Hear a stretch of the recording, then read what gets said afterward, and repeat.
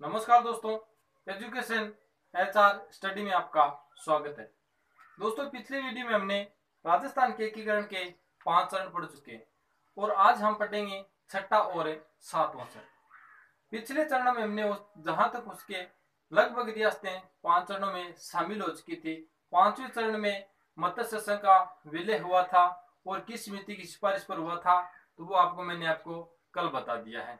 आज हम पढ़ेंगे छठा चरण और छठा चरण में आज चरण कौन सा हो जाएगा? कौन सा चरण हो जाएगा? छठा।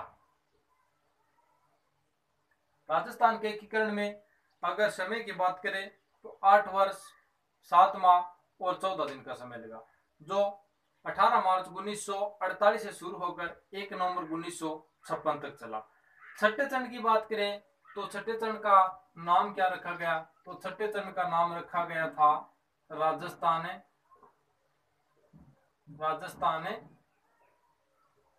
संघ। क्या नाम रखा गया? राजस्थान संघ।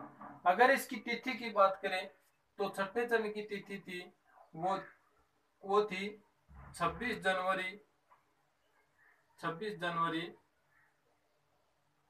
1950। अगर इसके राज प्रमुख, प्रधानमंत्री, राजधानी, उद्घाटनकर्ता की बात करें तो जो चौथे चरण में आखिर में जो जो राज प्रमुख, राजधानी, उद्घाटनकर्ता, प्रधानमंत्री रहे वही आगे के 3 चरणों में रहेंगे। तो राज प्रमुख की बात करें तो 5वें चरण में राज प्रमुख कौन था? अगर राज प्रमुख की बात करें तो राज प्रमुख था महाराजा मान सिंह। कौन थे? मान सिंह। अगर राजधानी की बात करें तो राजधानी कौन सी थी 5वें चरण में? राजधानी थी जयपुर। कौन सी थी?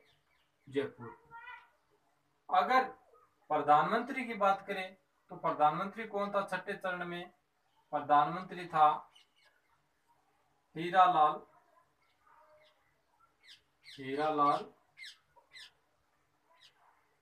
शास्त्री। और उद्घाटनकर्ता की बात करें तो कौन था?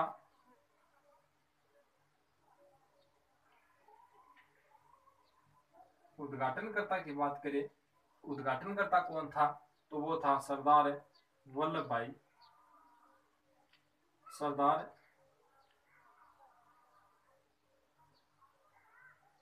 भाई पटेल। इसमें शामिल रियासत की बात करें तो 5 चरणों में राजस्थान की लगभग रियासतें शामिल हो चुकी थी और एक ही रियासत बची थी, वो थी सिरोही। तो इसमें शामिल रियासत कौन सी हुई? शामिल रियासत। शामिल रियासत की बात करें तो इसमें किसे शामिल किया गया? सिरोही को।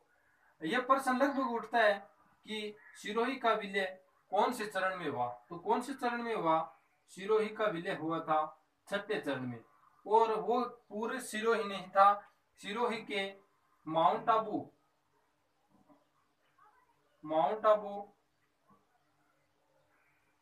व देलवाड़ा को छोड़कर संपूर्ण सिरोही का विलय हो गया था। किसको? माउंट आबू व देलवाड़ा को छोड़कर संपूर्ण सिरोही का राजस्थान में विलय हो गया था। और सिरोही का विलय किस चरण में हुआ? वो हुआ था छठे चरण में। और अगर तिथि की बात करें कि सिरोही का विलय किस तिथि को हुआ, तो वो 26 जनवरी 1950 को। इसके बाद आता है अगला 7वां चरण।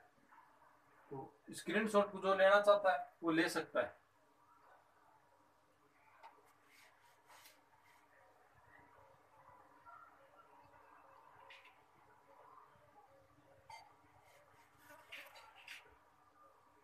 आगे बात आती है दोस्तों, चरण था 7वां। कौन सा चरण? 7वां। 7वें चरण का नाम क्या रखा गया? तो 7वां चरण एक तो अंतिम चरण था। राजस्थान का एकीकरण 7 चरणों में संपन्न हुआ था। 7वें चरण का नाम रखा गया था, लगभग एकीकरण संपूर्ण हो गया था, और नाम रखा वर्तमान राजस्थान। सातवें चरण का क्या नाम रखा गया था? वर्तमान राजस्थान। वर्तमान राजस्थान। अगर तिथि की बात करें तो संपूर्ण राजस्थान का एकीकरण बनकर कब तैयार हुआ? तो वो हुआ था 1 नवंबर 1956 को। कब हुआ? 1 नवंबर 1956 को राजस्थान का एकीकरण बनकर, संपूर्ण राजस्थान का एकीकरण तैयार हो चुका था। राज प्रमुख की बात करें तो वही राज प्रमुख रहे, कौन थे? मान सिंह। अगर राजधानी की बात करें तो राजधानी कौन सी थी? राजधानी थी जयपुर। राजधानी रही जयपुर। जयपुर को किस समिति के आधार पर राजधानी बनाया गया था? तो वो समिति थी सत्यनारायण राव समिति। और अगर इसकी पूछे तो जी मत्स्य संघ का विलय किस समिति के आधार पर बनाया गया? मत्स्य संघ का विलय किस समिति के आधार पर? तो मत्स्य संघ का विलय शंकर देवराव समिति के आधार पर हुआ। अगर प्रधानमंत्री की बात करें तो हीरालाल शास्त्री। कौन थे? हीरालाल शास्त्री। हीरालाल शास्त्री। और हीरालाल शास्त्री प्रथम मनोनीत मुख्यमंत्री थे। और निर्वाचित की बात करें तो वो थे टीकाराम पालीवाल। राजस्थान के प्रथम मनोनीत मुख्यमंत्री हीरालाल शास्त्री थे और राजस्थान के प्रथम निर्वाचित जो मुख्यमंत्री थे वो थे टीकाराम पालीवाल। अगर इसके बाद में बात करें उद्घाटनकर्ता की, तो उद्घाटनकर्ता की बात करें तो अंतिम में जो चौथे पांचवें चरण में रहा वही रहा, कौन था? सरदार वल्लभ भाई पटेल। वल्लभ भाई पटेल। इसके बाद में बात आती है इसमें शामिल रियासत। तो 6 चरणों में रियासतों का तो विलय हो चुका था लगभग, लेकिन संशय बना था सिरोही के माउंट आबू व देलवाड़ा पे। इसी के आधार पर बाद में सर्वे जो जनमत संग्रह हुआ और इसका जो नतीजा निकला कि भाई राजस्थान का जो सुनेल टप्पा है वो मध्य प्रदेश में मिला दिया जाए और मध्य प्रदेश का जो राजस्थान का मध्य प्रदेश का सिरोंज क्षेत्र है वो राजस्थान में मिला दिया जाए। तो राजस्थान का सुनेल टप्पा था वो मध्य प्रदेश में विलय हो गया और मध्य प्रदेश का जो सिरोंज क्षेत्र था उसका राजस्थान में विलय हो गया। और एक केंद्र शासित प्रदेश बचा था अजमेर मेरवाड़ा, उसका भी राजस्थान में विलय हो गया। तो इसमें शामिल होने वाली रियासत कौन सी थी? शामिल जो बची हुई सिरोही थी, जो आबू व देलवाड़ा, आबू व देलवाड़ा बचा हुआ था, उसका भी नतीजा निकलकर सामने आ गया क्योंकि उस समय जो सिरोंज क्षेत्र था वो मध्य प्रदेश में मिला दिया और मध्य प्रदेश का सुनेल टप्पा नाम का जो क्षेत्र था वो राजस्थान में मिला दिया। और एक बचा था अपना केंद्र शासित प्रदेश, कौन सा? अजमेर मेरवाड़ा। उसका विलय किस चरण में हुआ? तो इसका विलय हुआ था 7वें चरण में। कौन से चरण में? 7वें चरण में।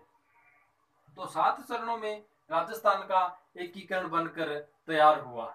समय इसका पूरा बात करें वो 8 वर्ष 7 माह 14 दिन का समय लगा, जो 18 मार्च 1948 से शुरू होकर 1 नवंबर 1956 को संपूर्ण राजस्थान का एकीकरण संपन्न हुआ। इसके बाद में बात आती है कि भाई सर्वप्रथम हस्ताक्षर किसने किए, सबसे अंतिम हस्ताक्षर किसने किए, उत्तरदायी सरकार का गठन किसने किया, किसने कहा था कि मैं अपने विलय पत्र पर मैं अपने डेथ वारंट का मतलब मैं अपने डेथ वारंट पर हस्ताक्षर कर रहा हूं। तो ये सब बातें बची हुई है वो भी मैं आपको बता देता हूं। इसका स्क्रीनशॉट लेना चाहे तो ले सकते हो।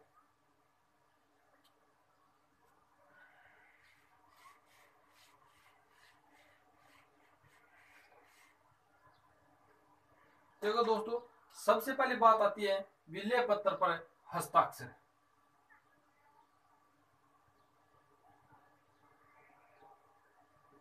विलय पत्र पर हस्ताक्षर। विलय पत्र पर हस्ताक्षर सबसे बड़ा प्रश्न इसमें यही उठता है कि भाई एक बहुत लाइन उसमें फेमस है कि किसने कहा था कि मैं अपने डेथ वारंट पर हस्ताक्षर कर रहा हूं।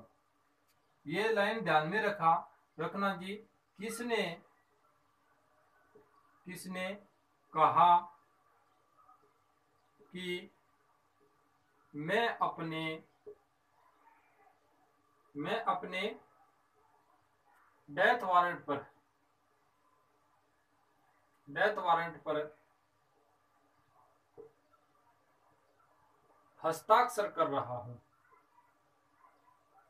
डेथ वारंट पर हस्ताक्षर कर रहा हूं। किसने कहा था कि मैं अपने डेथ वारंट पर हस्ताक्षर कर रहा हूं? तो किसने कहा था? चंद्रवीर सिंह ने। किसने कहा था? चंद्रवीर सिंह ने।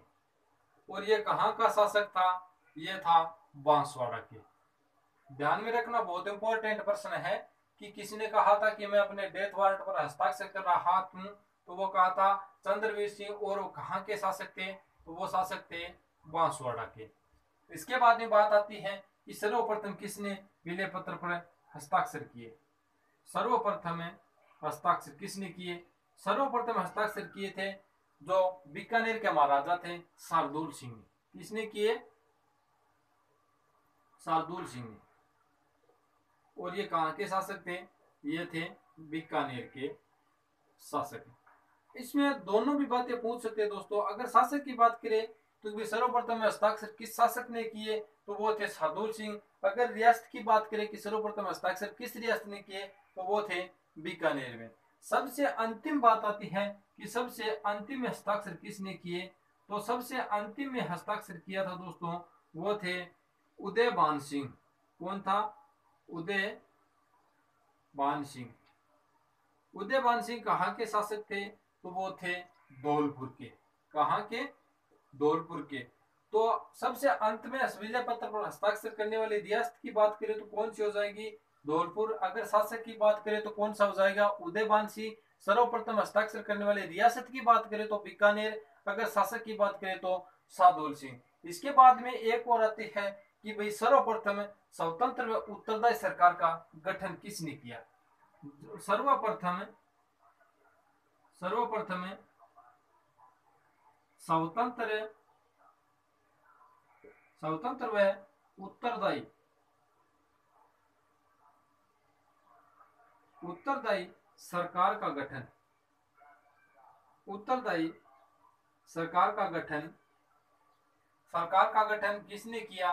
तो वो किसने किया था? रियासत की बात करें तो वो रियासत थी शाहपुरा। कौन सी रियासत थी? शाहपुरा। अगर शासक की बात करें तो वो शाहपुरा का शासक था सुदर्शन देव। कौन था? सुदर्शन देव। सुदर्शन देव।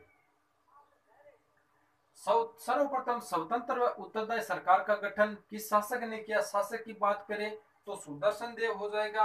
अगर रियासत की बात करें तो कौन सी हो जाएगी? शाहपुरा हो जाएगी।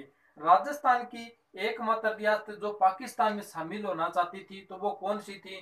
जोधपुर रियासत थी। और जोधपुर रियासत का शासक कौन था? उस समय था हनुमंत सिंह। इसके बाद में बात आती है कि राजस्थान की एकमात्र मुस्लिम रियासत एकमात्र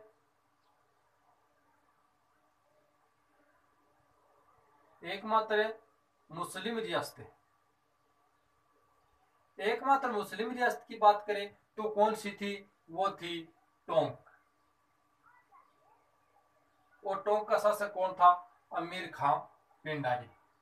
इसके बाद में बात आती है कि भाई एकमात्र मुस्लिम रियासत है। इसके बाद में दो और जो भरतपुर व धौलपुर को मिलाकर वहां पर शासक था जाट शासकों का। तो जाटों के बारे में भी मतलब रियासत की जाट रियासत कौन सी थी? तो जाट रियासत भरतपुर और धौलपुर थी। अगर मुस्लिम रियासत की बात करें तो वो टोंक थी। इसके बाद सर्वप्रथम हस्ताक्षर किसने किए? तो वो किए थे बीकानेर के शार्दुल सिंह ने। सबसे अंतिम में हस्ताक्षर किसने किए? तो वो किए थे धौलपुर के महाराजा उदयभान सिंह ने। इसके बाद में बात आती है सबसे इंपॉर्टेंट लाइन कि मैं अपने डेथ वारंट पर हस्ताक्षर कर रहा हूं। ये किसने कहा था और कहां का शासक था? ये कहा था चंद्रवीर सिंह ने। और ये बांसवाड़ा का शासक था। इसके बाद में बात आती है कि सर्वप्रथम उत्तरदायी सरकार का गठन किस रियासत ने किया? अगर रियासत की बात करें तो वो शाहपुरा थी। अगर शासक की बात करें तो सुदर्शन देव थी। यहाँ पे जाकर अपना राजस्थान का एकीकरण संपन्न होता है। और जो कोई लाइन रह गई है मैं आगे वीडियो बनाऊंगा उसमें आपको बता दूंगा। मैं आशा करता हूं कि आपको मेरा वीडियो पसंद आया होगा। अगर पसंद आया है तो लाइक शेयर और सब्सक्राइब करना ना भूले। हाँ, अगर आपको किसी टॉपिक के बारे में पढ़ना है तो कमेंट में आप अवश्य बताएं, मैं आपको अपनी तरफ से पूरा सहयोग करूंगा। धन्यवाद।